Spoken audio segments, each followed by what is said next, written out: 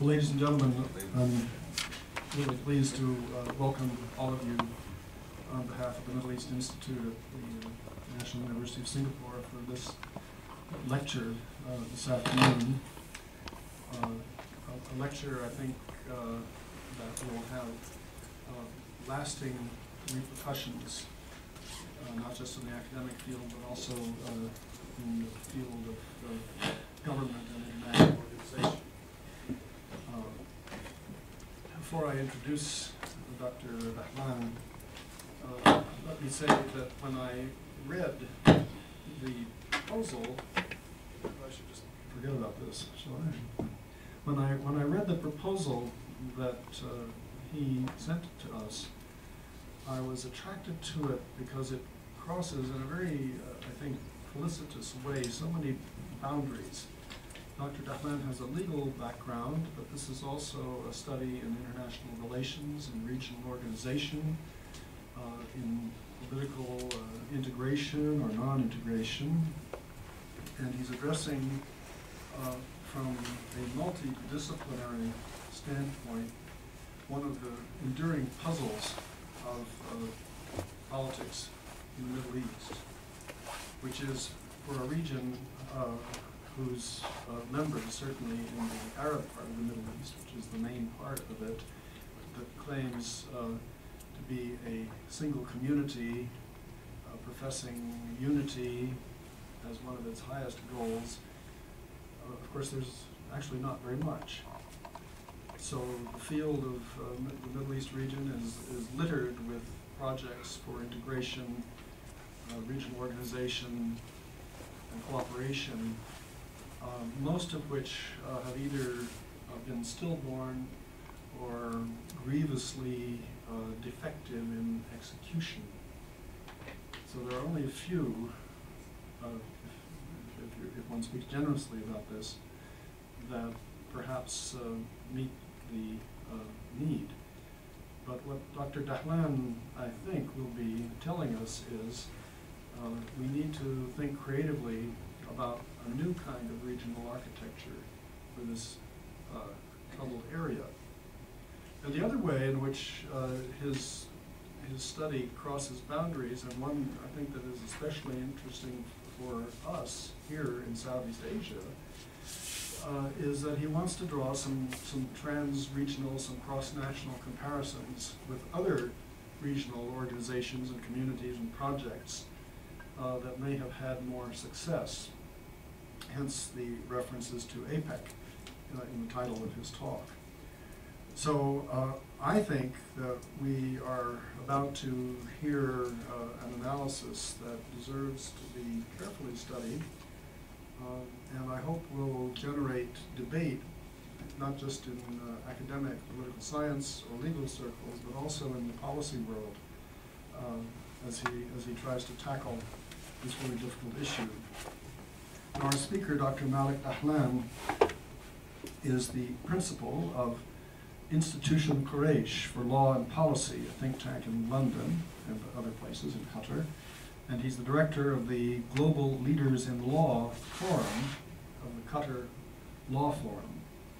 And he has written and advised on matters regarding legislative affairs, defense, energy policies, and foreign relations, and is one of 10 UN regional experts in constitutional affairs, oil and gas, selected by the UN Assistance Mission for Iraq. He's got all sorts of other associations and connections, and I won't spend a long time listing them, but he's the chairman of Green Gulf Incorporated, which is the first private renewable energy company in the Gulf, and he is a special advisor to the Qatar Financial Center Judiciary. Dr. Dahlan is a member of the Harvard Law School Executive Committee. He's president of the Harvard Law School Association of Arabia, and he has served on the World Economic Forum's Global Agenda Council on the Middle East. He's a fellow of the British Institute of International and Comparative Law. He is a member of the editorial board of the UCLA Journal of Middle East Development and the advisory board of the Center for Islamic and Middle Eastern Law's Yearbook of Islamic and Middle Eastern Law. He began his studies in civil law and jurisprudential studies in Jordan. He received his Anglo-American legal training at Harvard Law School. He's also received degrees in government and in Middle East studies from Harvard University. And he studied for his doctorate in public policy at the renowned Al-Azhar University in Cairo, which is arguably the seat or one of the most prominent sources of Islamic scholarship. So as you can see from that, he crosses himself many intellectual traditions, boundaries, and geographic areas. So I'm really happy to turn the floor over to him, and he will talk to us for as long as he cares to, and then he's agreed to engage in discussion with all of us at the end. So with great pleasure, I turn it over to Dr. Malik Dahlan.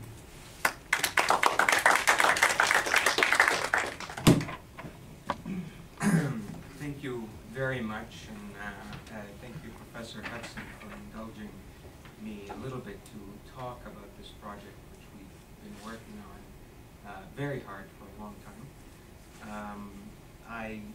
Just to give you a bit of background, we were introduced to this project by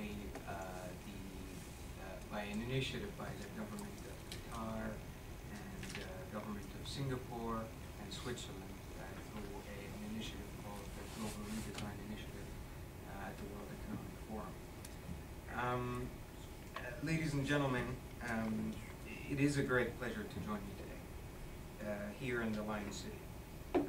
I was pondering actually about the roots that we share with this region. My great-grandfather, Sayyid Abdullah Dahlan, came from Mecca, from many of the sons of the Arabian Peninsula, like my other brethren here, to find another life in the East. So it is rather emotional for me to be able to speak and spend time here in Singapore and learn so much and have my sort of the ability to open my eyes to a lot of what the East has to offer as opposed to the Occident. The belief extends not only to the appreciation of East Asian culture and economic development, but to the means by which this region is forging a new future between its different states. For in contemplating the fate of my own region, I have been drawn increasingly to the course pursued here in the East over the preceding decades. Like the Middle East, this region has experienced the bitter taste of imperial subjugation, the curse of strife, and the tragic toll of conflict born of enmity. But for East Asia, Southeast Asia, certainly the legacy of a painful past has contributed to the strength of an increasingly prosperous present. Perhaps in the example of our counterparts in this region, we may find seed for our own revival in the Middle East.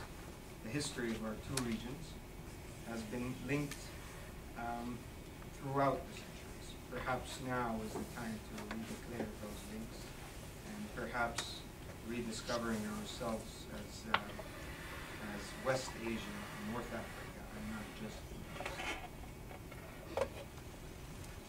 The Middle East, a name devised by Alfred Mahan, an American naval officer, forms a much trampled passageway linking Asia and Europe to Africa. It comprises deserts and mountains rising from Arabia, flanked by Egypt and Iran, and capped by Turkey.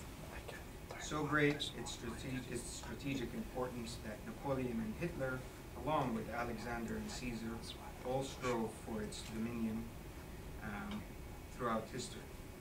Its military significance doubled with the opening of the Suez Canal in 1869 and doubled again 4 decades later with the initial discovery of its underground ocean of oil. During World War II, U.S. State Department analysts concluded, half in dismay, that access to the Persian Gulf's petroleum had become essential to sustain America's expanding global role.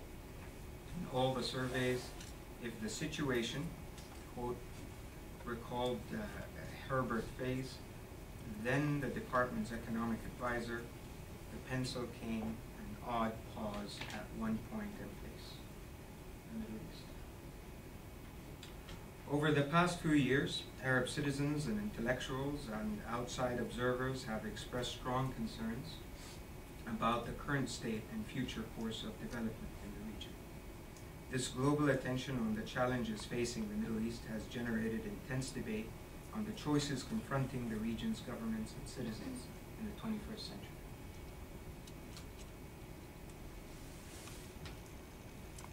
While many countries in the Middle East are eager to tap into the global economy through various channels, including bilateral accords or multilateral institutions such as the World Trade Organization, instability and turmoil fueled by armed conflicts and violence tend to eclipse such aspirations and efforts. Particularly in the aftermath of September 11th, 2001, there is a very acute case to be made for progressive steps towards integration and stability in the Middle East.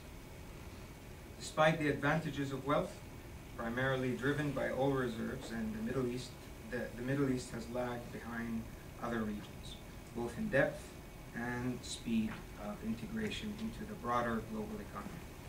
According to the traditional gauge of economic openness, the Middle East is comparable to the average of lower and upper middle income countries. The region's total GDP is only half that of the UK or France. Oil prices, of course. The region's total, with a population almost the size of the EU, the Middle East is potentially a large market.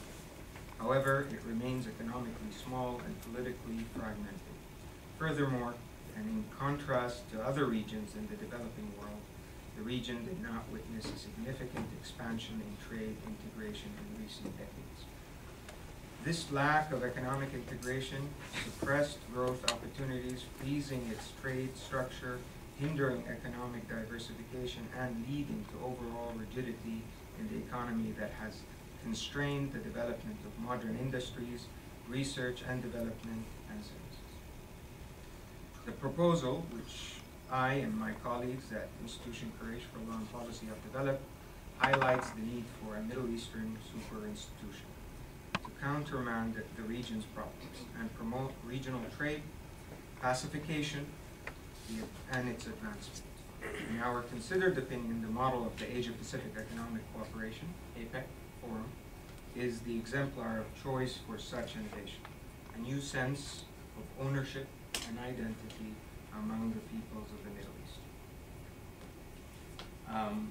And this is just to give you a bit of background of the work that we did with the Global Redesign Initiative, spearheaded by the governments of Singapore, Switzerland, and Qatar, and a sub-council of that, which was concerned with the future of the Middle East. We were lucky to have members such as the Secretary General of the Arab League participate in those discussions. And again, because this is not a policy initiative, I'm totally enjoying the opportunity to say everything I have to say about the project as opposed to give a snapshot.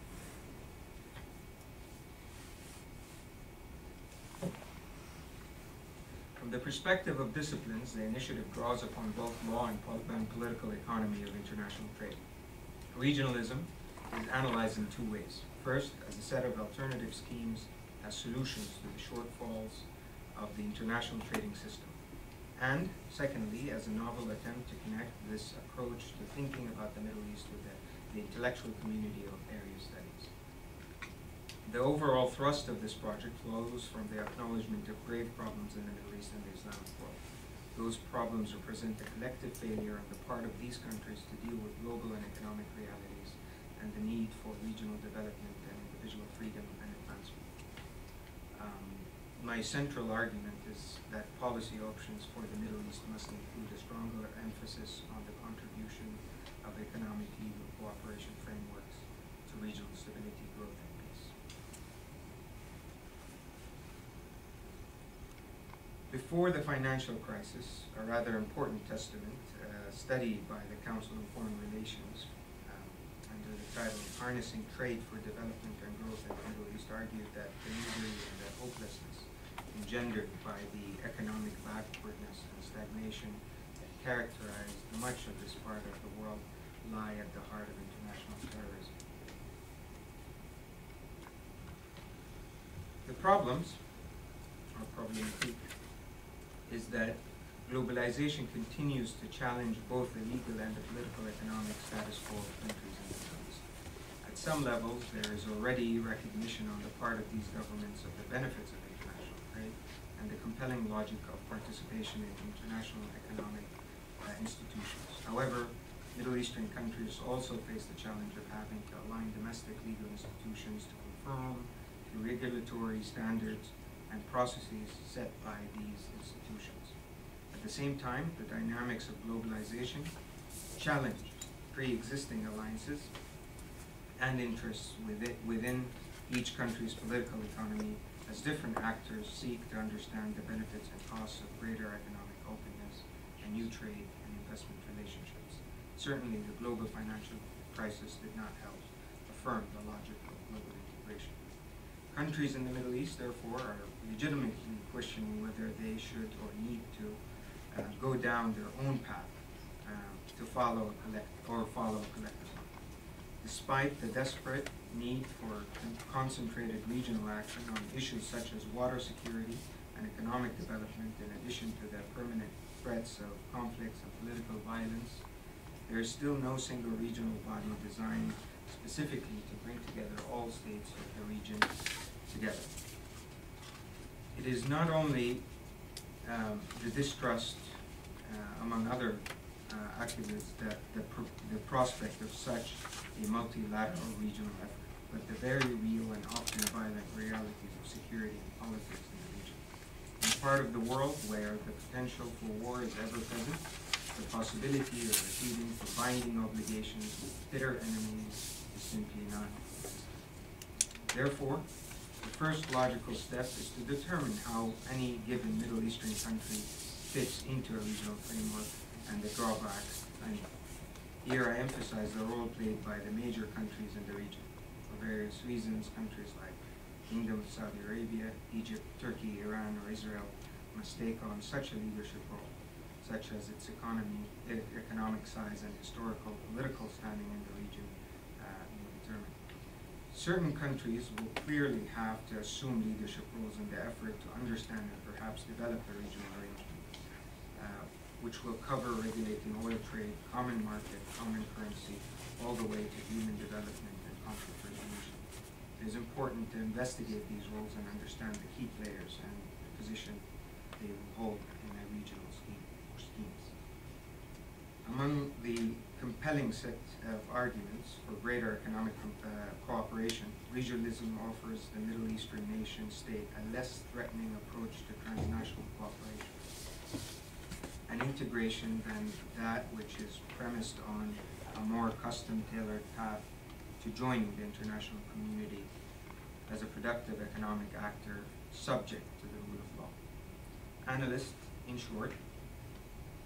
The analysis, in short, is compelled to take full account of cultural, geopolitical, and religious dynamics. It is unrealistic at this point to expect individual Middle Eastern countries to aspire in the short term to an advanced, highly normalized, and integrated trade regime, such as NAFTA or the EU, in the short term. As William Elford, an international trade expert, points out, many nations, including virtually all of the world's poorest countries, are not now or soon likely to be full members of any such economically significant trading blocs. We see this example not far away from ASEAN here, in the South Asian Association for Regional Cooperation, SARC. For example, they simply do not trade with each other. This is the case in the Middle East. Consequently, the real and immediate challenge lies in how to maintain the necessary flexibility and socio-religious sophistication in the Middle East in order to allow countries to benefit from the stabilizing effect of trade regionalism while progressively improving their participation in the global order. Religion, Culture, the clash of civilizations, are not on their own sufficient to explain the dynamics in the Middle East, at least not all of them. The key challenge will be reconciliation of the traditional ways of life. For example, Sharia, welfare, culture, tribalism, amongst others, with the intensifying mainstream of the global economic order.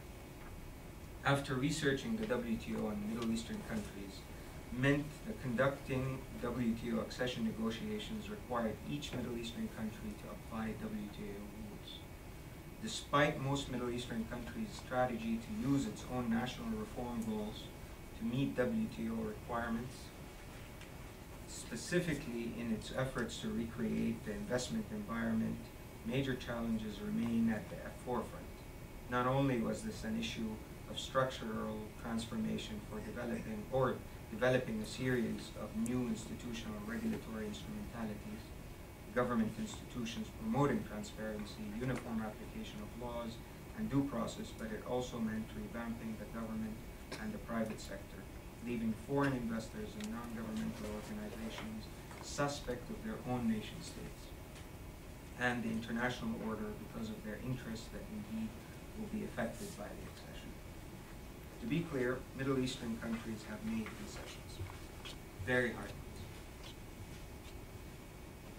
They have made compromises, and they are a part of the international order or relationship with the WTO or the US in a hub and spoke manner, if you may, as opposed to trading with each other. The price is very high, and the cushioning effect that is required is extremely difficult to ensure. Some countries face a serious problem given their internal religious constraints and divisions. Moreover, the political economic issues are vivid and institutionally revolutionary against being regulated. Thus, it is more logical to have these countries integrate regionally and with similar political economies before expecting the full-fledged global integration. Traditional integration attempts ranging from bilateral tariff reduction agreements to comprehensive regional trade agreements and integration programs aiming at creating an Arab common market have had very limited impact in the Middle East and have, by and large, proven ineffective in integrating local economies in the region. Several factors explain this outcome. Most importantly, there are only limited exports to the region, which suggest at best weak support for regional trade agreements and no significant economic incentives to support integration. Incentives for improving inter-Middle East integration are also limited because of the similar production structures across the region. In other words, the region is limited by the lack of specialization and ultimately trade. Not only did previous trade arrangements not work, but also historical data support that there are limited economic returns to regional agreements between developing countries. For regional integration to succeed, there must be a sufficiently large domestic coalition that favors it over all alternatives, which include preferential trade agreements with developed countries and engagement in the WTO system.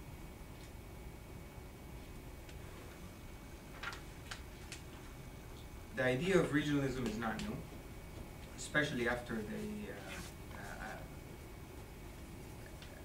in recognizing the global economic crisis in itself questions whether the WTO represents the only or most direct path to prosperity in the Middle East. Regionalism in the Middle East, according to Roger Owen, the Middle East economic historian, the Middle East remarkably contained few economic resources beyond agriculture since the 19th century. And even though most of the Middle East was united under the Ottoman Empire administratively and politically, no regional market really existed. Since World War II, and with the explosion of literature about regionalism, the Middle East witnessed several attempts with regionalism, which include the 1953 treaty to organize transit trade among the states of the Arab League, following the footsteps of the European Economic Communities. There was a short-lived first attempt to create a closer form of an Arab common market in 1957. followed by the 1964 agreement establishing an Arab common market among Egypt, Iraq, Jordan, and Syria. The most important reason behind the failure of these attempts was that agreements that were finally agreed on were nothing but a compromise between the Egyptian proposal for full economic union with common directions and policies and the desire of other states to go no further than the creation of a regional market for certain goods by means of reduction or elimination of certain barriers. Kuwait devised a rather interesting model of economic integration through the creation of the Kuwait Fund for Arab Economic Development in 1961. This scheme called for integration by means of the spread of oil wealth. It possessed many advantages, yet never really developed since the oil-driven economic plans did not prevail until the early 70s. Despite how intriguing the idea seemed, and I would argue still seems, theoretically, oil distribution never assumed a significant role in international trade.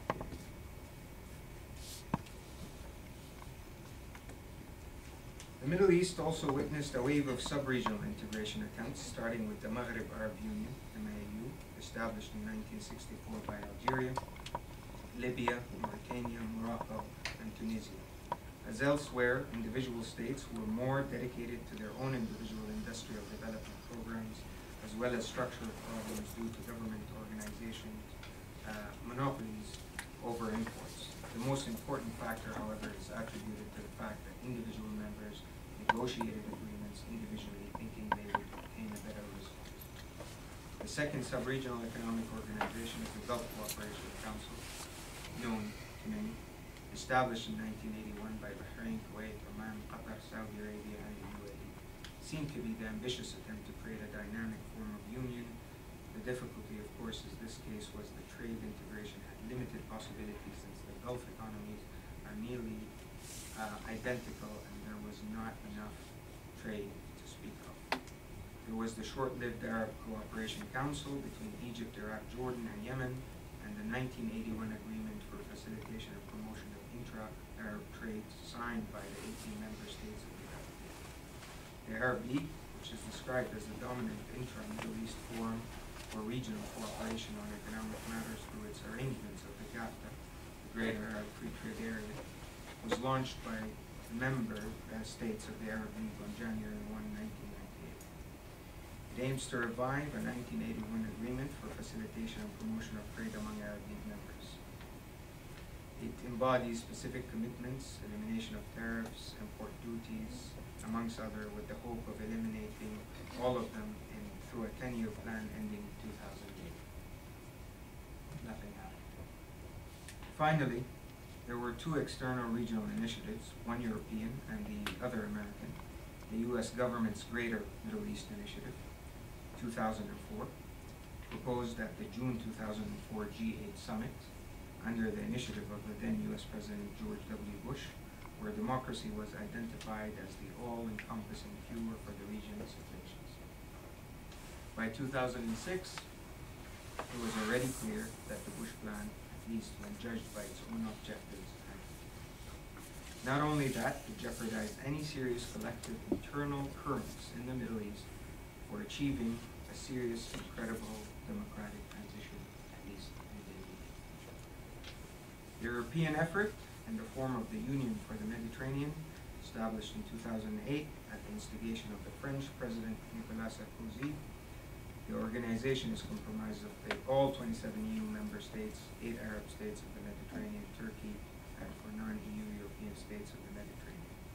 Sarkozy's original conception, in which the organization would have a structure based on that of the EU with common institution, was far more ambitious and was opposed by many of France's EU partners, particularly Germany. Perhaps as a partial consequence thereof, the establishment of the Union has had a substantive impact in the Mediterranean, or a substantive impact in the Mediterranean of the Middle East. Regionalism and international trading order. New regional initiatives in the Middle East, as was indicated in the WTO 2003 annual report focusing on regional driving factors in the Middle East, seem to have been taking place with a rush conclude regional trade agreements. The European community, for example, sought the most critical regional partner in the Middle East and is negotiating with the GCC.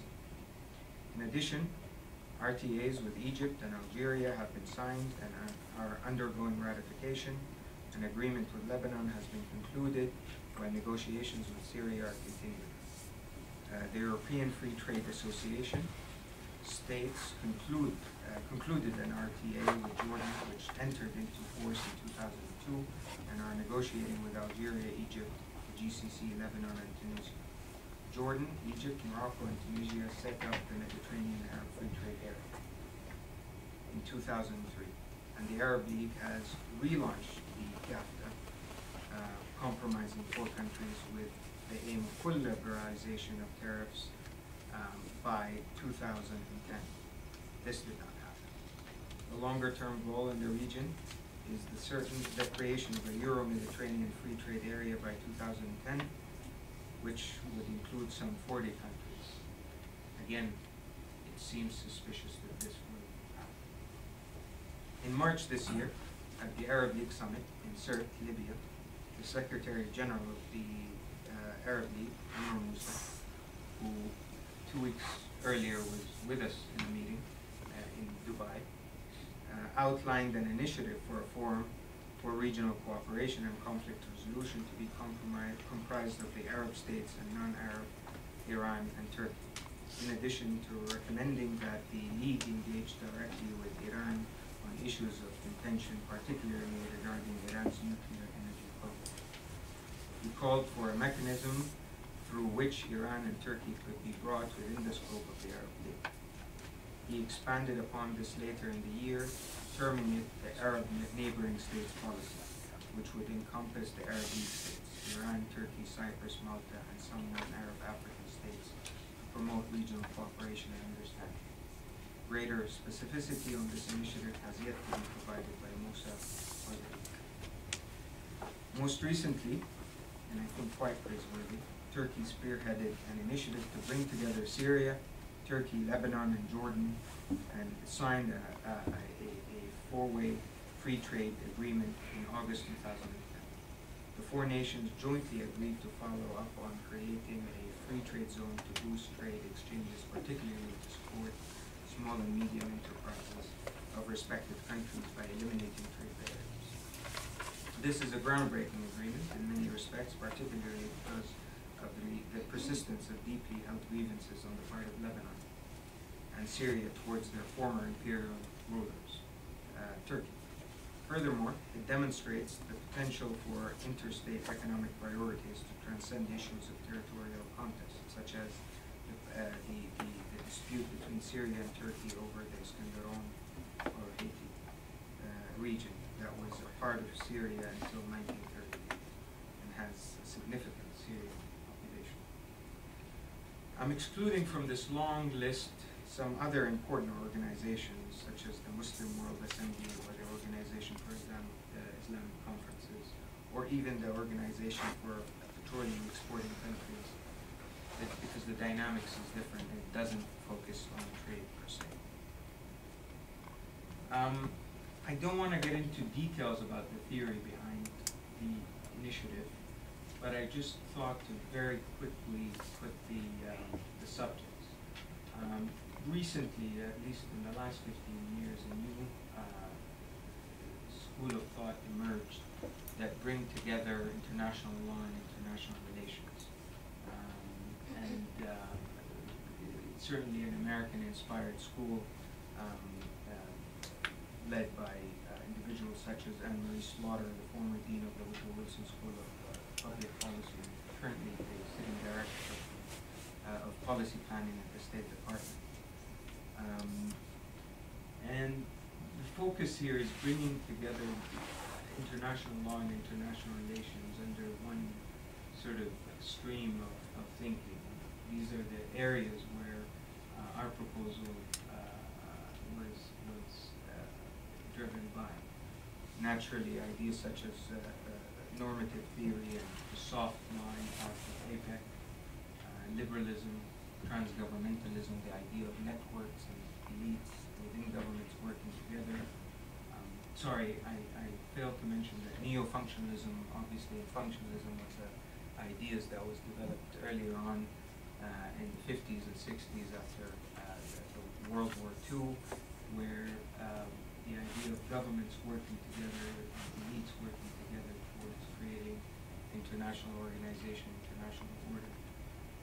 Constructivism, postmodernism, and this is sort of counterbalanced by the idea of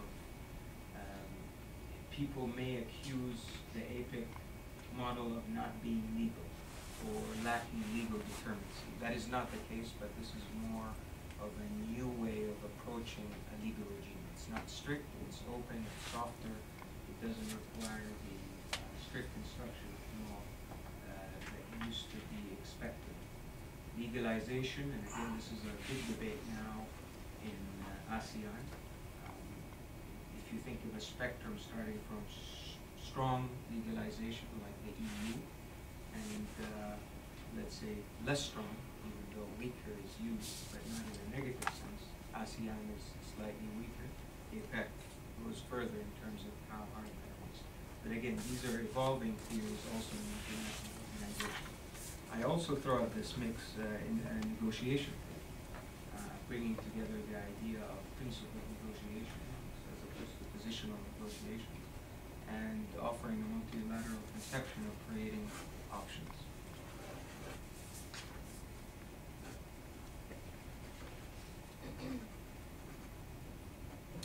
The APEC model. I think we love it in the Middle East, or at least we like the idea of solidarity, because we can't seem to even have it from a visual perspective. I know during my short time here, many have accused it for being a talk shop and an opportunity for leaders to dress up in national attire. But I think it's a little bit more than that. It offers us various virtues, open regionalism being one of them, and perhaps the most important characteristic of APEC in general is its tendency to be more compatible with the WTO regime than other regional structures. Its adoption of the open regionalism, which eliminates preferential and exclusivity problems usually found in regional trade areas, attests to that end. The non-exclusive memberships policy as well, which transcends and promotes cross-cultural dialogue.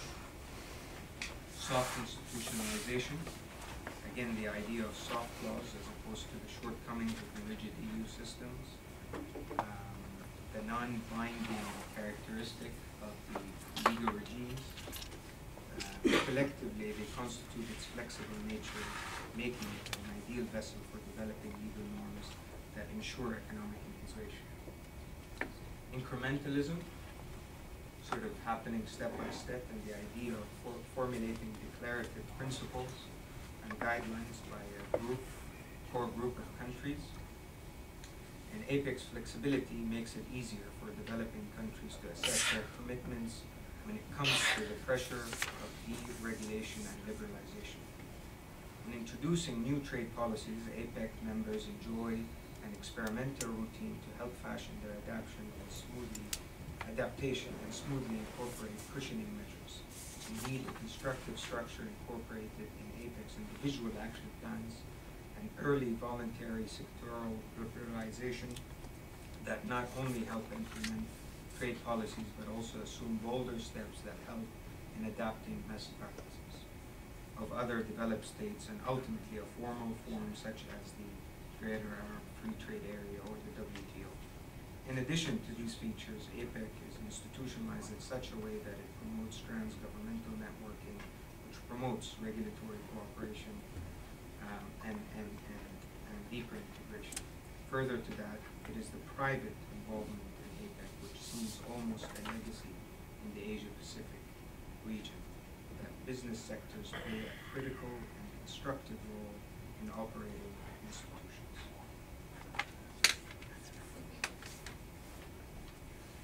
new regional alternative.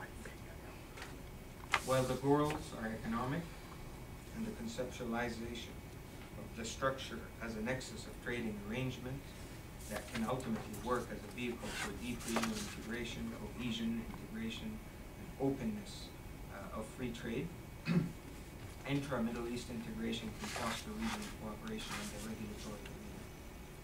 Notwithstanding this, the shape or structure, the gist of trade regionalism lies in its format. We're not restricted to assume that there's only one prototype or archetype of regionalism, such as regional trading agreements. No one block and no one form. It can be a loose alliance like APEC, which might be a better format. It could be open to other non-regional members such as China and the US, and one day strong integration and trade relations with countries such as Israel.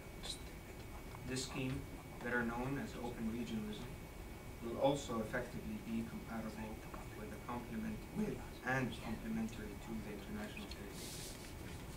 Whilst APEC remit is limited to economic matters, it is still a strategic platform disguised as a business model.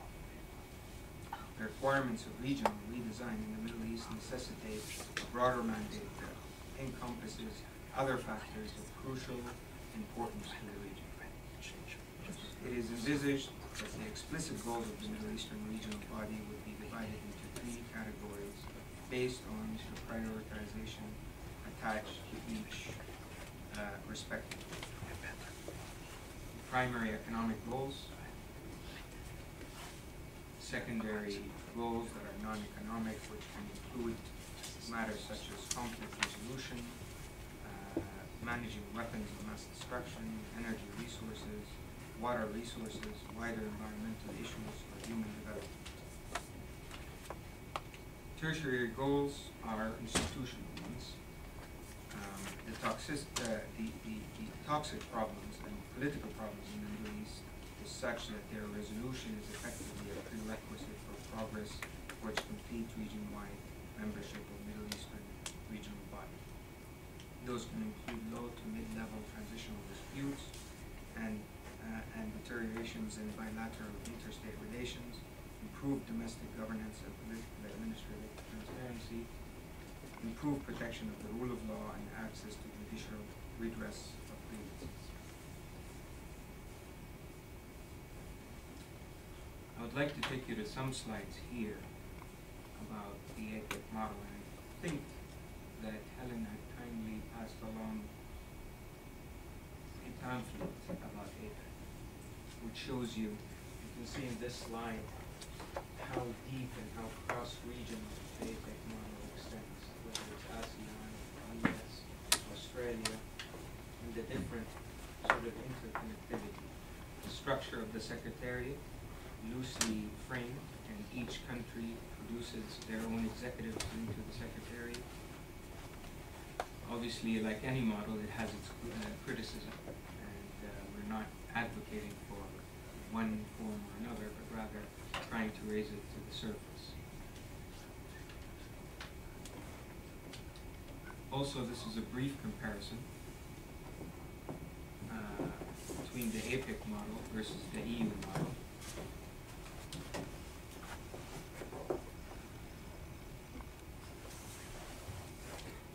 To look at what we mean specifically, because regionalism is not necessarily understood. People assume that there are regional blocks that can work together, but it is much deeper, at least at a legal level and from a sovereignty perspective.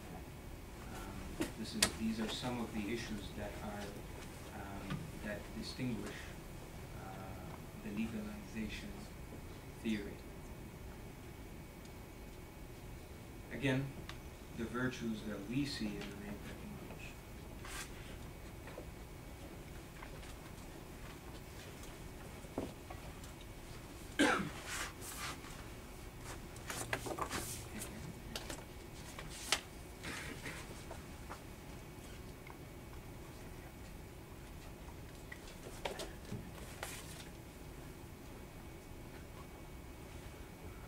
Though the problems of the Middle East and North Africa are many, one issue more than any other lies at the heart of the region's ills.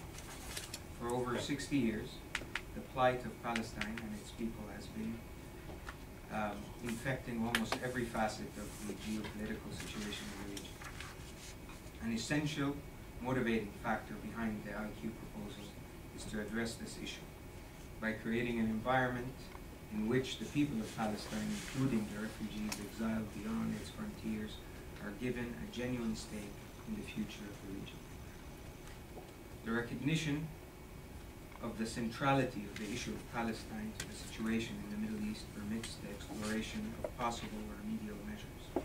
As such, far from being developing in spite of the suffering of Palestine, the proposal for a region-wide engagement and cooperation is actually in response to it. The Palestinians need to be given a vestige of normality. In this context, the establishment of a Middle Eastern and North African regional organization can bridge the chasm between the conflicting parties. As fellow members of the organization, again remember APEC focuses on economies, not nation states.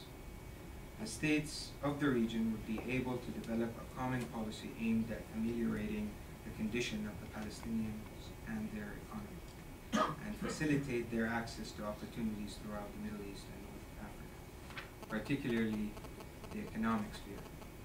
In that sense, one of the most belligerent of peoples would cease to be enslaved second-class citizens and in effect become super citizens. The alternative to such effort is far more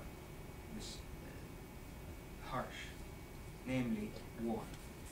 It does seem rather odd that we are unable to make war more expensive than peace.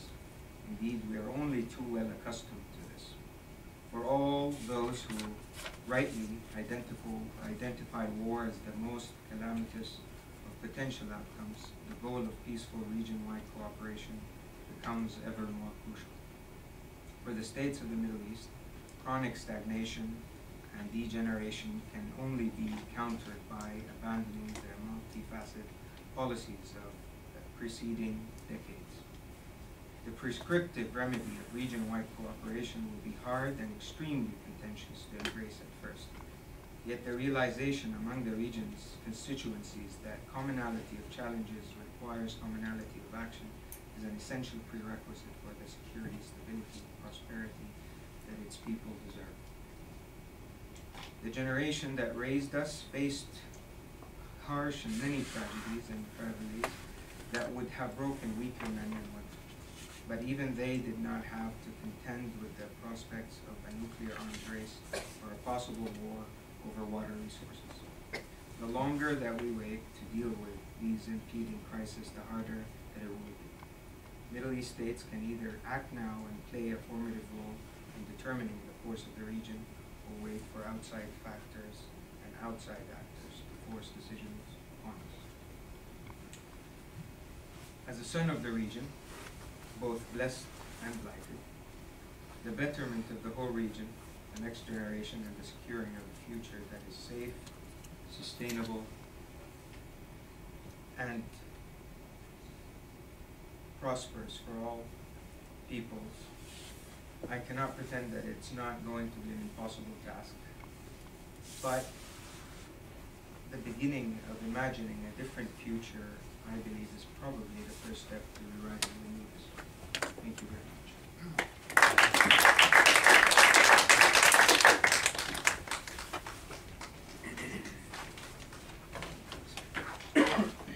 Thank you very much, Malik.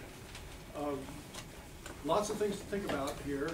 Our speaker, as I expected, touched on all kinds of issues and crossed all kinds of boundaries. We will open the floor for your comments and questions. Following the usual custom, would you identify yourself and make your comment or question as concise as possible? And depending on the flow of questions, we'll either ask Dr. Dahlan to take them one by one, or we'll take them in bunches, but let's start one by one. So why don't, do we need to give our discussants the microphone? Are we recording Yeah. Okay.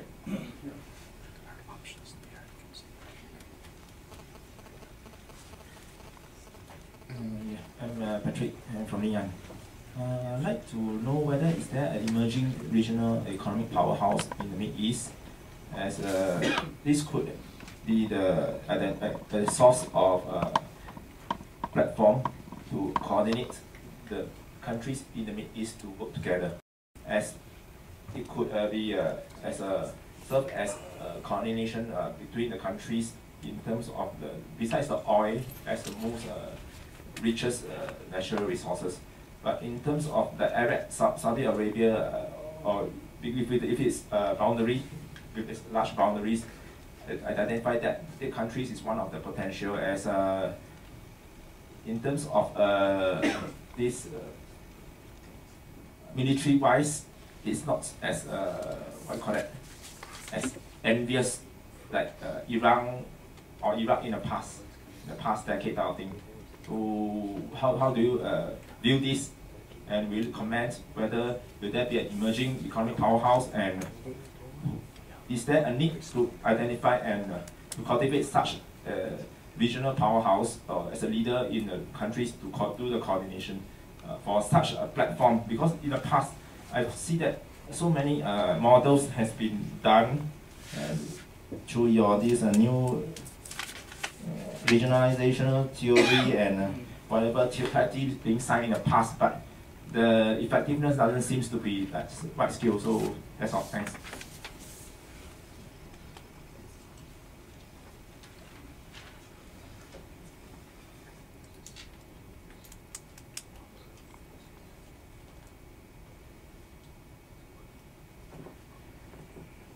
Thank you for your question. I understand sort of the logic of having sort of from an incrementalism point of view, who would sort of who would hang the bell and who would sort of start such a initiative. And there are economic powerhouses in the region, certainly counterbalancing each other. But I fear that it's political and military power that ends up overwhelming the situation in the region. One can argue that Saudi Arabia did have recognition, a strong role in the past in its economic power, and specifically in using the oil as a weapon. That did affect the balance in the region. Certainly, the U.S. involvement with the power balance. I'm not sure that there's an economic powerhouse. The more developed political economies in the region naturally appreciate and understand the logic of trade and integration. Israel, Egypt, Iran, Syria, Saudi Arabia, and Turkey. Let me just sort of maybe talk about Turkey for a second. I think Turkey is probably an emerging power. I'm not sure how much of an economic powerhouse it is. I need to look at that closely. But certainly its foreign policy has been sort of framed around the idea of regionalism and integration, not only in the Middle East, it's sort of developing it, but immediately around it, even if its involvement found out recently in Afghanistan and elsewhere, in seeing itself as the strategic depth of the Arab world, and instead of focusing as it traditionally had on political issues, finding the economic commonalities with the region. So I do think that this August 2010 agreement that Turkey has forged with the Middle East, with Syria and Lebanon and Jordan, should be treated more seriously than all of these initiatives that you have seen, because they started like APEC, with similar to the APEC card, the business visa. Sort of, if you sort of carry such certain standards of a business enterprise, you may trade with each other. You allow free passage. I think the Turkish government is well aware of this initiative, and in fact, they do coordinate with us. But I think they're quite instrumental in having their own sequence of what makes sense. The Levant countries that I mentioned make more sense for them at this stage.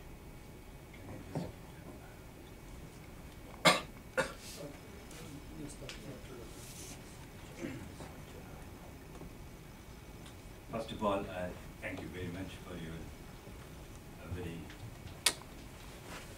ambitious structural framework, you see, and also your aspirations, regional model in the Middle East.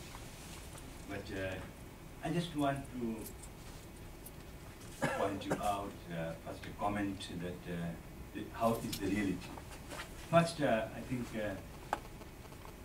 point which I want to make from the experiences of other regions, forget about APEC, which is more dense, or first issue which I want to bring out is the asymmetry, which is the legacy of imperialism. Like even in our region in South Asia, because of this asymmetric relationship, or in economy and other things, I think regional cooperation is very big. Unless the partners think that there is some complementarity, there is some benefit in it, the countries of the region will not participate. And that's the number one. And this is only possible in the APEC region for different reasons. One is that each of the economy has the potential or the dynamism, you see, and also the proximity to other dynamic power centers, i.e. economic power centers like China. So APEC model is very much contingent, or situations. So I think if you address this asymmetry, because the framework is one thing, but the dynamism, that means which will give you substance, is very important. Like if you look at the region from Yemen, the lowest income country, with 2,300 per capita income, and to Qatar, which is 92,000. You see, where is the incentive? If you want to really regionalize in the sense you are thinking. That's one I want to know. You see, and the second point, which I want to focus to an extent, which is very beneficial, maybe, is the diversity. Like most of these countries which we are talking about is only oil dependent. The major revenue is the oil. Only the Gulf is now coming out, you see, to diversify its economy in terms of trade and other things. And of course, you generated a lot of investment funds. That is possible, but in terms of trade, it's very difficult unless to diversify. So I think we want to know more about the new realities of the Gulf economy, you see, where the benefits are, how they are really expanding their networks of trade and other investments. Thank you. Thank you, Professor Rahman. By the way, Professor Rahman is an expert in leadership in the Arab world and emerging trends, and I think he posed one of the biggest criticisms of this model, which we're acutely aware of, as you can see in our first point. Incentive is a very important variable, and in fact, it is probably the motivating sort of dynamic in the region. First of all, I subscribe to a school of thought that doesn't believe that the oil wealth is going to last forever. I think that the Gulf region is experiencing its second oil boom, and sadly, still not making the best of it even for the second half. It's been dealt the best two times in history, and not making the best of it. There are efforts for education, focusing and refocusing the economies. It wasn't an agricultural economy. It wasn't an industrialized economy that would allow it to trade. But I also believe that there is an emerging trend of trade in services. And I think services, and including investments and others. Yes, you mentioned the sovereign wealth funds, and I think those can contribute effectively to different parts of the world. And I think that can be a power that is used. But I also think that, like as one of our former petroleum ministers mentioned once, that the that the Stone Age didn't end because we ran out of stones. I'm not sure that the oil will be there forever. And I also think that if you look at the balance sheet, the other phenomena that are coming out of it, right? The problem with fundamentalism, the problem with a growing population that is unemployed, uneducated, those will have repercussions. We are at a cusp, we're seeing sort of the disadvantages. Saudi, you mentioned Yemen, you mentioned Qatar. We saw just about a year ago, 2 years ago, the clash, the unnecessary clash that you cannot escape the reality that your neighbors are going through. And that is one of the ways that needs to be addressed. And again, how do you address this problem but to enter into territorial wars with your neighbors? So, do we need to understand the limitations of the system in order to improve it?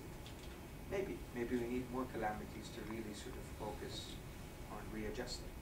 And maybe that's what is required.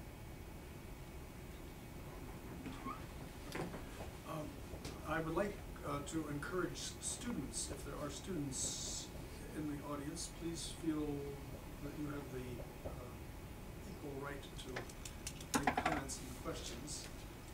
So if there are students, I will favor them. While we're waiting for students, I'm a student. There's a student. All right, here's a student and here's another student. Okay. Yeah. I would like to make 2 comments which lead to the question. I think you mentioned about the ancient part, and you mentioned about the union of Mediterranean. And if you look 1,000 years before Christ, with the Lebanese and the Phoenicians, the union of Mediterranean was there, all the way from Lebanon to Cadiz. And it included the Egyptians, the Greeks, the Romans, the Sicilians, and it was a very good trade and investment road where manufacturing and trade in red and purple silk from Lebanon, and the Gucci's jewelry and all from Lebanon, and from the gold from Egypt, and knowledge from Greece and Rome. So that's part of the ancient part. But let's come to the modern part. The modern part, in terms when you talk about APEC, it's such a big thing. Such a big thing in that there are 2 things. APEC at the present moment, in some core, and this leads to the question, has a core in ASEAN and the Asia Tigers and Dragons. But it relates to trading blocs. NAFTA, Mercosur, Australia, New Zealand, and EU. And right in the core of Asia is ASEAN and the Korea, plus the China, plus Japan. They are big pluses, and India. So when one looks into a scheme like this, maybe we should be less ambitious to look at an ASEAN model, where it is as big as EU, and if you look in the Middle East, GCC is a very interesting model, except that you threw away Iraq, and now there's a possibility of Iraq being a possible plus, because out of GCC came Gulf International Bank, which is a collaborative move, Gulf Investment Corporation, which is a collective move, and the financial arrangements in individual units like ADIET, Qatar, Oman. So those are natural things to build on. So on an ASEAN model, the GCC is a more parallel, where the building blocks are there already. But when you look at the whole APEC, it's too massive. And you look in some ways in the while ago, you not only have all the things you mentioned, you have also the United Arab Republic of Syria, Egypt, and Libya. and it went nowhere, in part politically and other things. So I tend to look at less ambitious one, where you look towards GCC, where the model has been working on for some time. And ASEAN, we took 40 years. And in APEC, without the prerequisites, I think it's a bit tough.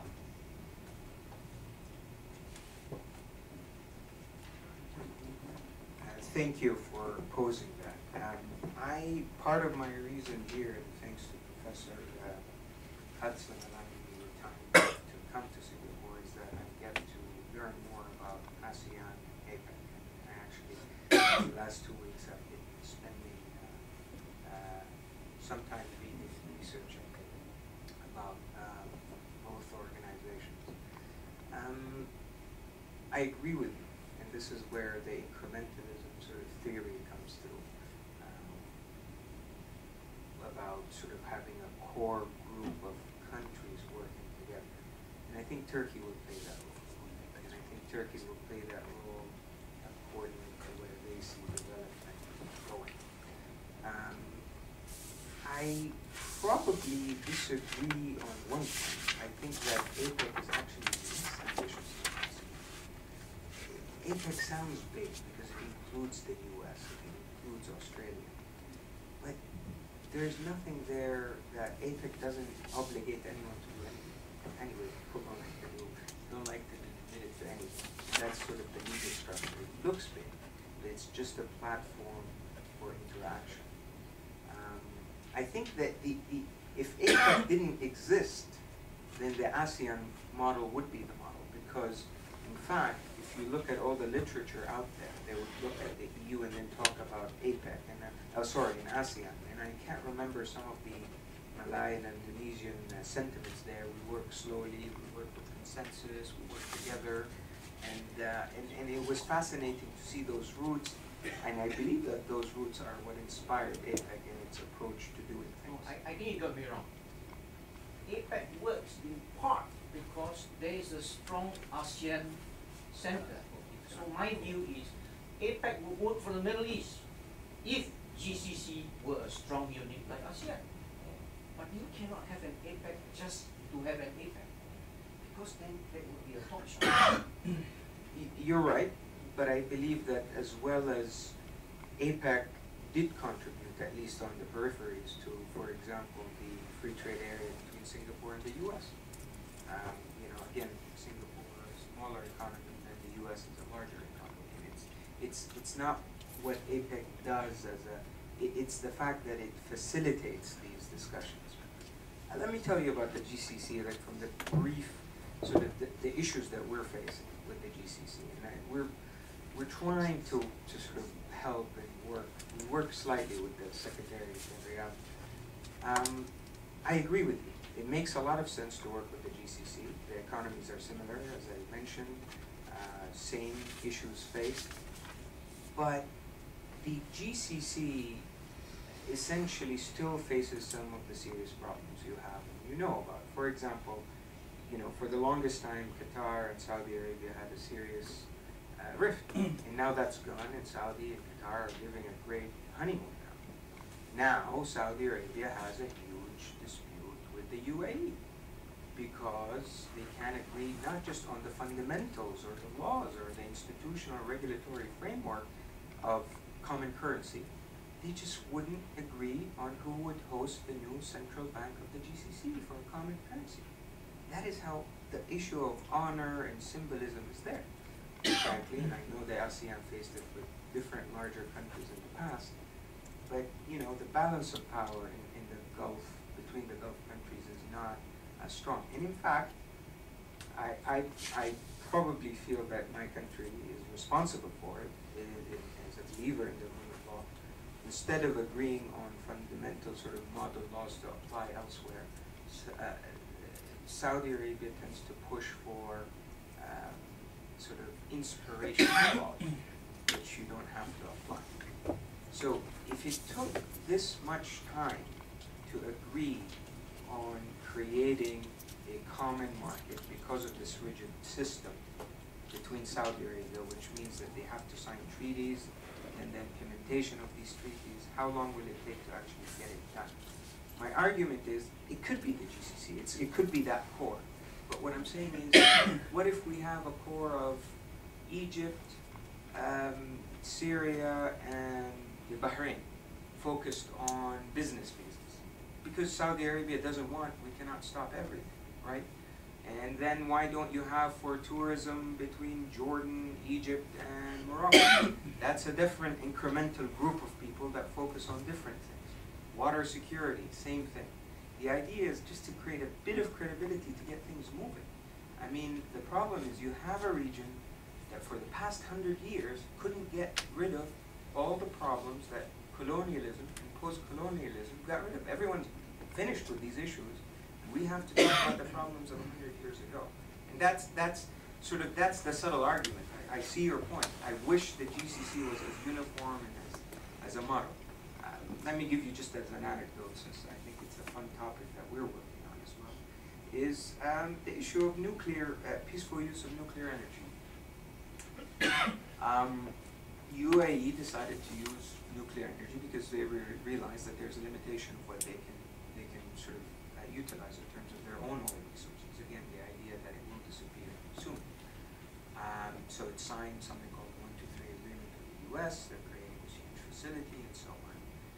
The GCC has been talking about it for the last 30 years. The UAE decided to create their own facilities on the borders with Saudi Arabia. The reaction was that the GCC finally reacted. They said, fine, let's actually work on it together.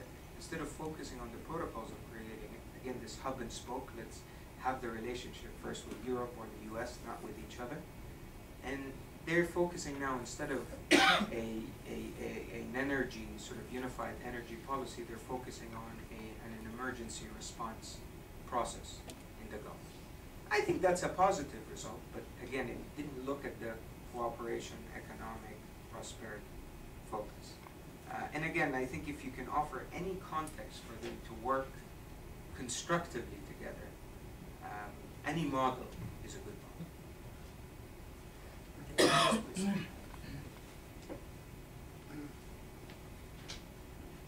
God willing, all regions in the world will prosper and progress. Sure. How should I put it? I think one very striking point is the realization of the commonality of challenges. And post-crisis, the most recent one that we had, is actually a wake-up call for all countries in the world. And so it's also one in which we can all move in the same direction as one, and not lag behind, and not,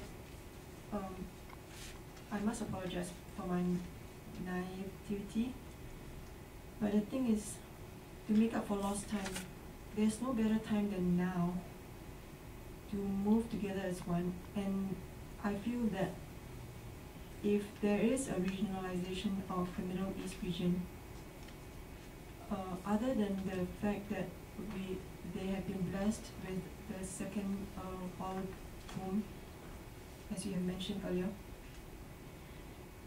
it will advance even to greater heights, because then it isn't just in that aspect, but in other areas as well, which specifically is collaboration, cooperation, collectiveness in every imaginable way.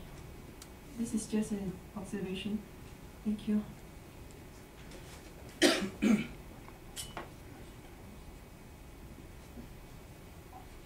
you. I think you have answered some of what I was going to ask about. I was wondering why you do not, or did not talk about ASEAN as the model rather than APEC. And it seems to me that part of the reason is maybe because ASEAN is a lot more difficult to achieve. Although it is more relevant, I think, than APEC. In terms of the relative homogeneity of the region, begin with the way ASEAN is today, right? ASEAN today is very different than when it was in the early days. It's been evolving. So why not just speak about ASEAN and as a model not for GCC but for the Middle East region? That's one question. The second question is you talked about past models and most of the time you said that nothing happened. Now, did nothing happen because the models were inadequate, which I don't really think is the case, or because of the variety of other problems such as political problems, lack of political will and so on? Now, if that is the case, then why talk about another model?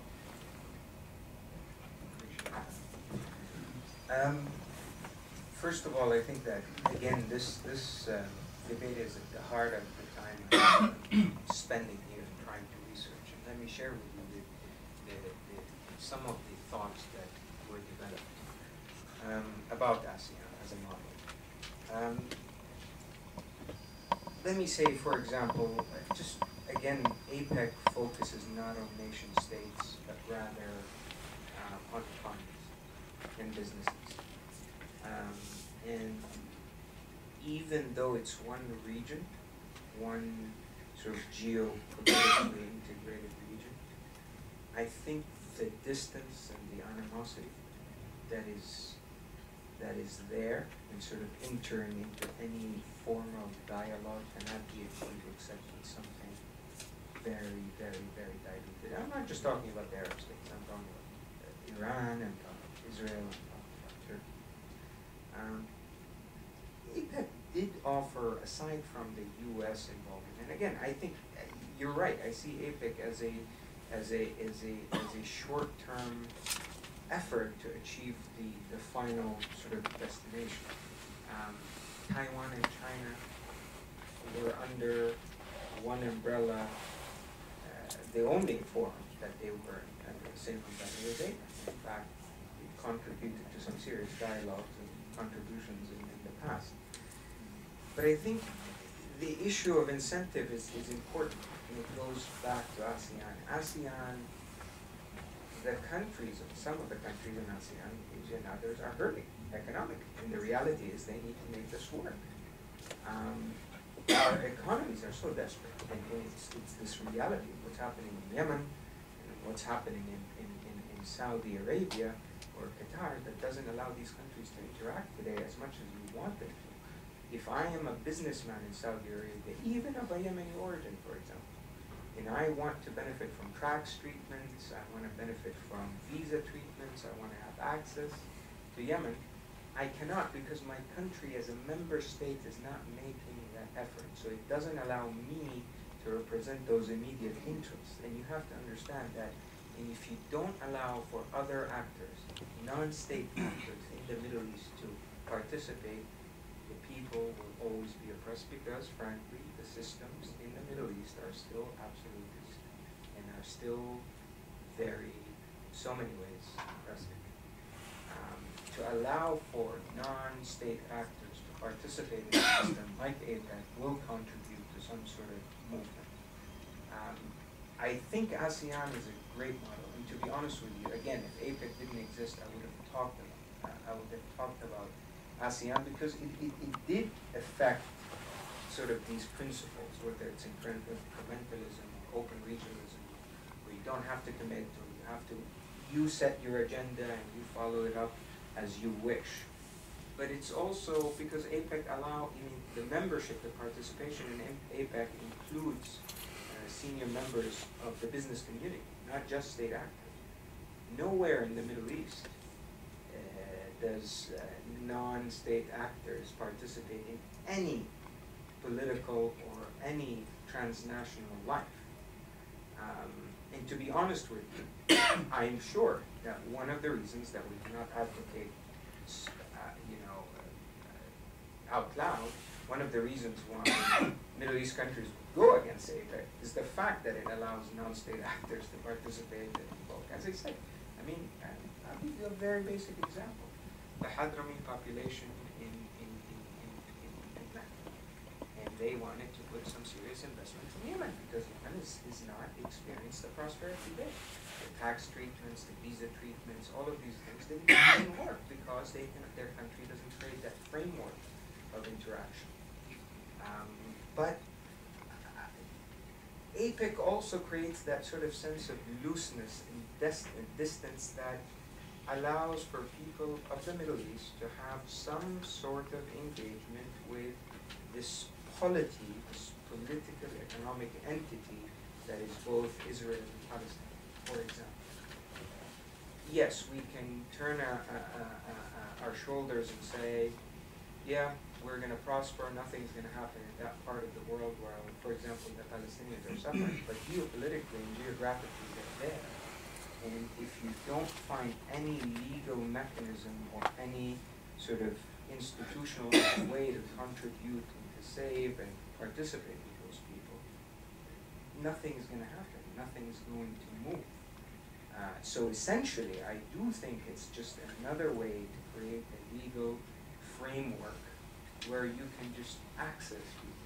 I mean, remember, one of our biggest problems with the latest Gaza crisis was the Egyptian borders.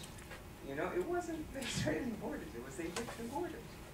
So how can you do it if you're a non-state actor and you cannot create those frameworks to actually do anything about it? And I remember Professor Hudson's point. I mean, even when people criticize the sort of role of political Islam or what's going on, what is the alternative? Complete and overwhelming, all the states will say, yes, let's open up the barriers and let's have a grand war. Is that a real alternative? It's not. I want to get a point in here also, because this is really interesting, and I certainly, as I said, really think that projects like this need to be put on the table. Having said that, though, I'm wondering if back in 1944 and 45, the people that got around the table to decide to create a big regional organization that was going to be called the Arab League weren't going through pretty much similar kinds of arguments. And surely there was an argument about looseness versus tightness, or softness versus hardness. And there were those that said if it's going to be worth doing, we've got to have some common understandings, and people have got to adhere at least to something, or else it just evolves into free choice and unconstrained. That leads not very far. So, and in the Arab League case, of course, it had a lot to do with the veto power that finally was given to individual actors, which is understandable from a kind of a narrow state-centered point of view, which is regrettable in a sense from a larger collective point of view. So if I were to identify 3 areas where the proposal that I've heard seems to me not put enough emphasis, they are these. I think, first of all, you began by noting that, broadly speaking, this region hasn't really taken off. It's not done all that badly, frankly, but it hasn't really taken off. Why is that? Well, one reason is that until fairly recently, you had state-dominated, highly bureaucratic, and usually rather corrupt and incompetent state economies. That is beginning to change, but that is a huge factor. There's another problem. If this area were to really take off, how can it do so if there is not a lot of economic complementarity among different actors? GCC is an interesting model, but it would be even more interesting, you would think, if it could utilize 2 of the adjacent neighbors, Iraq being one, Yemen being the other, where they have the resources that the GCC doesn't have. They have manpower, they have natural resources, they have all sorts of good things that you would think would make things better. And they don't have it. And why don't they have it? It's partly because one of the reasons for the success of the GCC is also a reason for its limitations, and that is that it's a club of very rich sheikhs.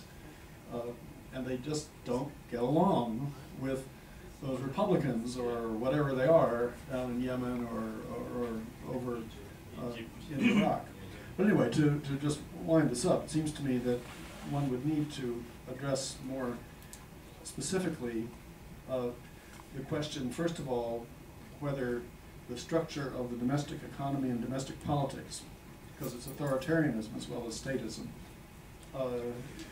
has to be somehow addressed if you're to lift everybody up.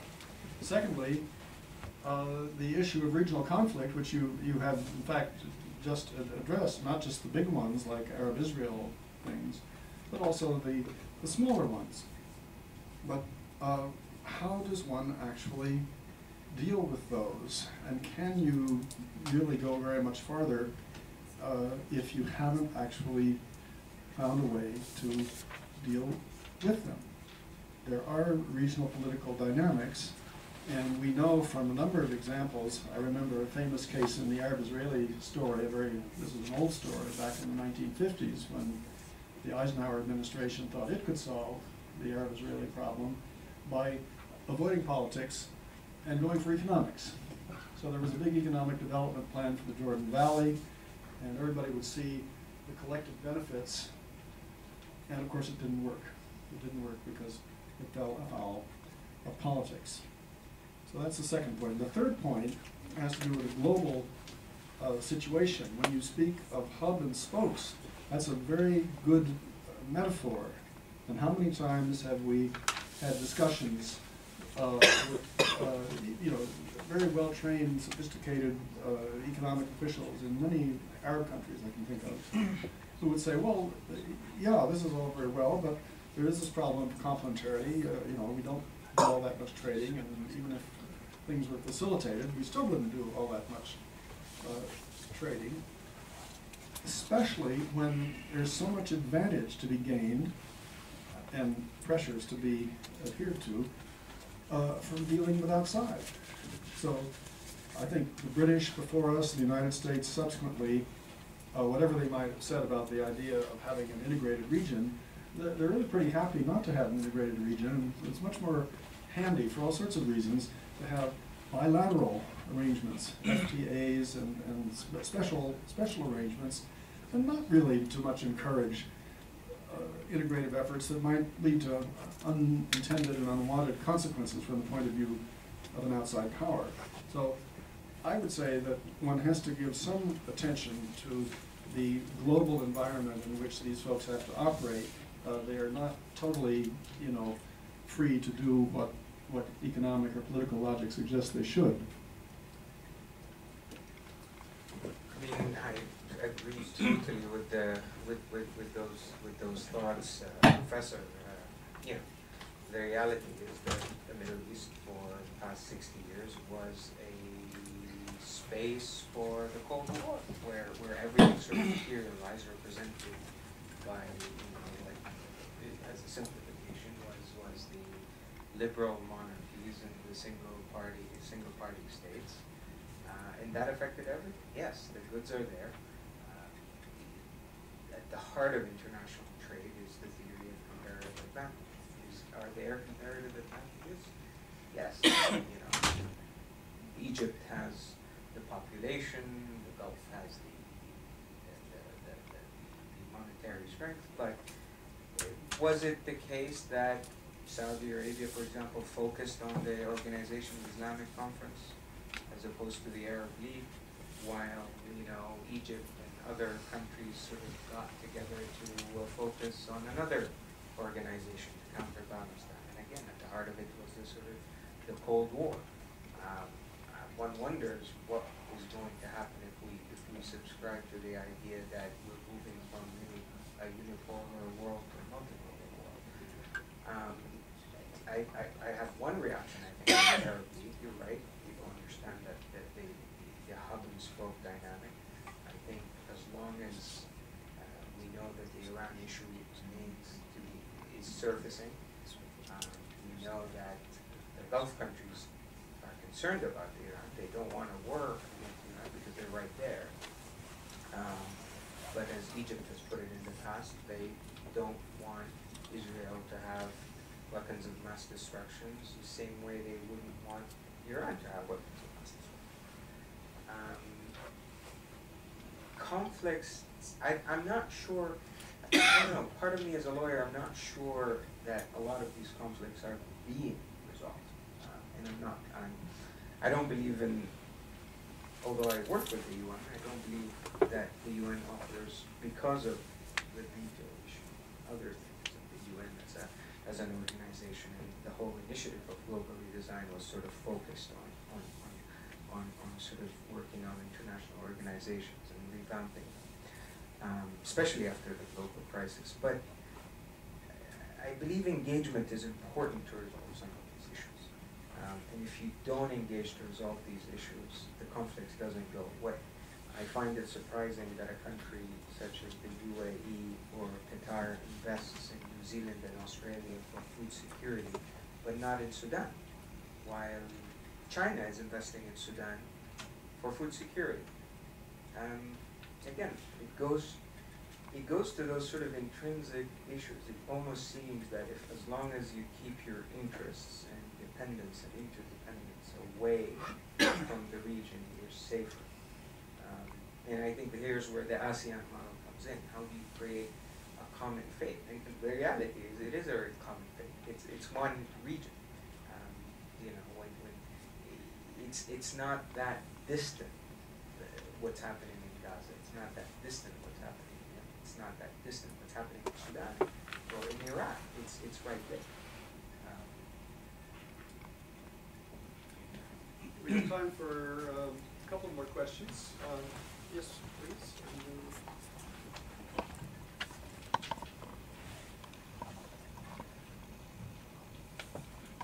Thank you, Mr. Chairman. Thank you, Dr. Dahlan, for exemplary effort in creative policy architecture. Two questions stemming from observations. The first to do with your identification of the problematic of traditionalism and globalization. One contrast, either with the larger umbrella APEC or the core ASEAN and the Middle Eastern region, is the far greater unevenness of socio-economic formations that you would find in the Middle East. Because if you would take APEC or ASEAN, whatever the diversities of regime type, you have, broadly speaking, a project of commitment to modernity. Whatever the model of modernity. But as you yourself said, the factor of traditionalism, the far greater overhang or backlog of traditionalism in the Middle East, would make the architecture that you're talking about have to be sufficiently malleable to accommodate this extreme unevenness. So I really do not know whether such an architecture is possible with this sort of traditionalist, huge traditionalist backdrop, and how much of a driver modernity or modernization has been in this part of the world. You talked about the Cold War and its impact on the Middle East, but it seems to have had a quite different impact in this part of the world, because ASEAN, in part, as we know, was a preemptive response to the radicalization spread by the Vietnamese revolution, the Chinese revolution. So you had preemptive land reforms or reactive land reforms and so on in this part of the world. But you didn't see that as a byproduct of the Cold War polarization in the Middle East. So this is my first question. How do you deal with this far greater degree of unevenness? The second and final question is to do with, as you said, the crux or kernel, the core of the problem, Israel-Palestine. Shimon Peres in his New Middle East, in the immediate afterglow of Oslo, did envisage a kind of new economic division of the world. But we know that has come to naught. That was envisaged as, again, a byproduct or something downstream from what he envisaged at the time would be a successful peace process.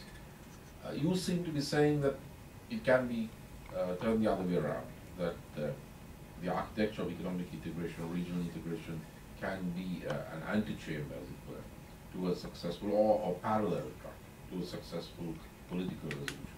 Have you actually tried to link this conceptually and maybe diplomatically to something like the Saudi initiative, peace initiative? Have you talked to people, say, in Washington, D.C., possibility of making this a parallel track, or even front-end loading what looks like an intractable situation, front-end loading the effort with the economic or regionalist architecture? Thank you. Two great questions. We're leaving a great academic to the benefit of a great diplomat in Paris soon. On the first point about modernism and shared modernism, I think I've been doing a bit of my homework while I'm here. I'm not spending too much time enjoying Singapore. So, meaning I've been studying, researching.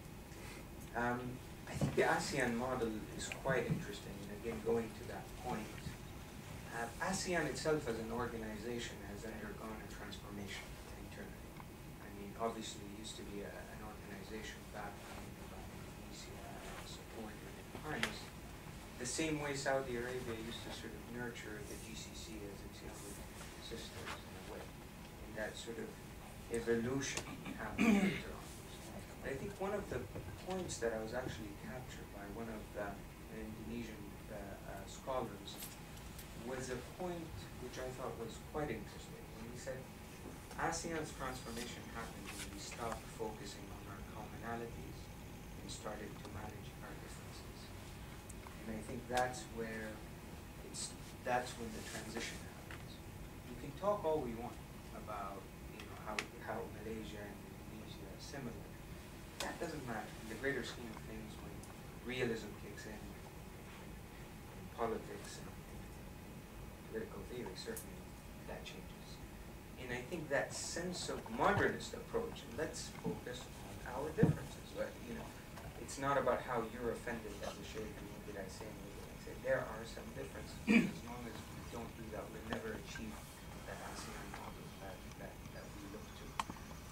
So again, I'm still fiddling with that idea. I just was introduced to it, and it really did capture me.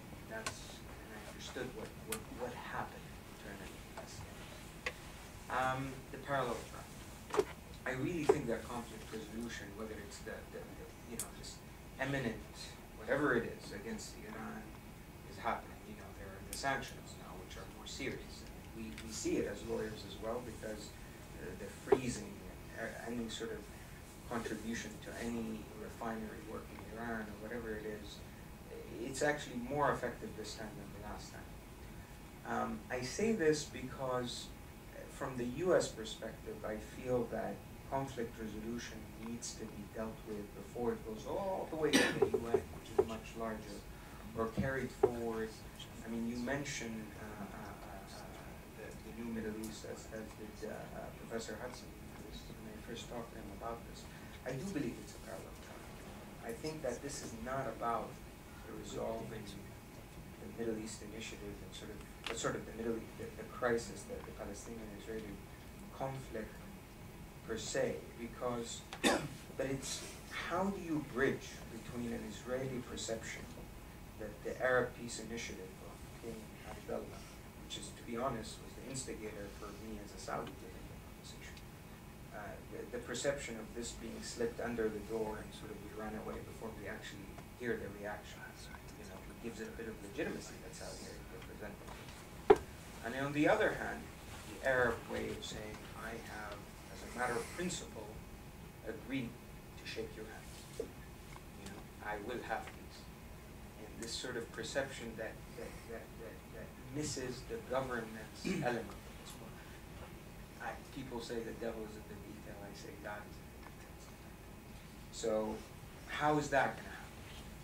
And I don't think by exchanging the media sort of about what happens in Davos or what happens elsewhere, that will be solved. There needs to be an engagement. There needs to be a plan for such debates if there is an Arab peace proposal, and I still believe it's the only viable discourse for solving the issue. There needs to be a bit of engagement because there will be difficult compromises. That's where, if you notice, I slipped in the it was the odd one with negotiation theory. Negotiation theory demands, before you even start a principled negotiation, you need to have a background for best alternative negotiated agreement. No alternatives. We're not able to create alternatives. So it's always that end. And I think that, again, a part of the lack of sophisticated governments in the Middle East that don't understand these concepts of how do you create these ties, how do you create a background, how do I get them to do what I want? And we don't have that sophistication. And to answer your question, yes, I did engage, I think with the U.S., and I think the U.S. has certain issues that they have to deal with right now. I mean, they are facing some pressures. And I'm not sure that they'll pick up this issue right away, but I still think, the force of gravity is there, because I think if we accept that the problem will not be solved tomorrow, let's say it will take 50 years like it did with ASEAN, but there's a process, and I'm always reminded by that beautiful, by that joke about the man who prays to the saint every day, please let me win the lottery, please let me win the lottery, please let me win the lottery. And then the saint shows up. The ghost of the saint says, for God's sakes, buy a lottery ticket. You know? I think we have maybe just one or maybe two last questions, but I think I saw you.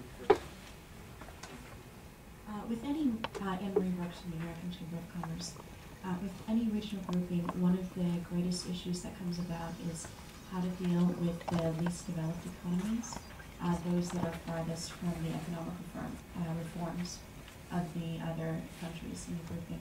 So APEC has benefited greatly from ASEAN because ASEAN has had binding agreements that include some of the least developed economies in APEC. The EU has taken a different tactic. It requires the reforms before members can join, and even then, it pumped an incredible amount of aid money into Ireland, Spain, Portugal, and Greece. So what do you see as options for the Middle East in dealing with the least developed economies and being able to proactively improve these economies? I think it's a great question. I'm deep down, even though I believe I know something about political economy, I believe in political economy development, and democratic transition is part of that exercise. I think, sort of looking at all the programs for development, including what happened in the Doha Development Round, and its failure over and over and over, I think that this is an opportunity. Again, maybe I'm too optimistic about this. I'm reminded by Ed Miliband, who spent some time talking about these issues before. Now, obviously, having a prosperous career in England, I'm not sure how the Labour Party will do. I think that this is an opportunity to actually push it forward. One of the main problems in the Middle East, and in fact, this was very clear during the Gulf War, is the amount of resentment that you had between least developed countries. And I suppose development can be measured in different ways. I mean, I look at Jordan and their legal and regulatory system, which is quite advanced, but it's a poor country. No matter how much they try to sort of, even looking at the trade proposition that came through trading with Israel, they lost in the end. I mean, it didn't bring them all the promises. But I think that, I do think a development agenda is necessary. And again, I wonder if the GCC, again, without incentive, will have the wisdom to sort of say, how can I create interest? You know, how can I make them benefit, the win-win situation, comparative advantage? How Singapore's model of, you know, how can I win and they win? How can we create these ways, and putting the development agenda at the top of it? I see the Palestinian issue as a development issue as well. So, I mean, those are some of the issues that can be raised at the top of the discussion. Maybe we'll have just one last question, and if it could be brief, because we're actually over time. And I want to be sure to invite everybody to have some food and a cup of tea or something that's waiting for you outside as soon as we finish. Okay, I will try to be. Last question. I will try to be brief. I want to go beyond this idea of whether it's ASEAN or APEC. Now, the problem is in the Middle East is how we can implement the other system. We have been passing for about 50 years talking about the European Union in the Middle East and how can we implement that system for 50 years until today. And that does not work. So it's not about the system or it's about the other model. It's about the identity of the people in the Middle East. The question is, why can't we unite? This is the problem. Why?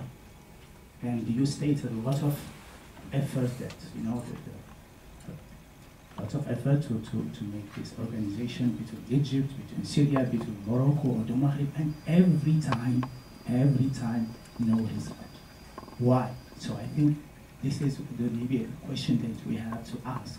Now the second question is, let's say, okay, even if I agree with you that perhaps we will learn from this organization, and you stated that we can have this Middle East regional bodies, and you stated that the first goal must be economic. Now here is the problem. In the Middle East, everything is politics. We breakfast politics, we lunch politics, we dine politics. Boyfriend and girlfriend talk politics. So this is a problem that we are facing. How to change the mentality of the people in the Middle East to be pragmatic and to perhaps learn from other systems. Okay, thank you. Thank you. Two very big questions. The first point, I mean, I wanna make that point, and I wanna make sure that you please leave with that message. I'm not advocating for the model of APEC because I feel that that's an end goal. I'm advocating for it because I feel it's the least threatening to the rulers in the Middle East, you know, because they will not accept anything else. Everyone's benefiting from the status quo, and I think Professor Hudson sort of talked and alluded to the fact that, you know, there are other intricacies that sort of get involved in the process, and it does. And maybe I haven't sort of phrased it in such a way to help explain to you why is this a path towards a rise, maybe, in the Middle East. The second issue about politics, you're right. People love talking politics. They love it. It's part of everyday debate. I don't have an answer for that. I don't know if interest and incentive is not enough, which was the case for other people, but I'm hoping that maybe this turning, I believe in the generational shifts, and I'm hoping that at least as we look at the next generation, that we'll be sympathetic and empathetic enough to let them determine their future. It's just, it will be such a pity to pass on the same. I hope my son doesn't have to talk politics with his girlfriend in the future. Let him think of art and culture and romance and all the beautiful things.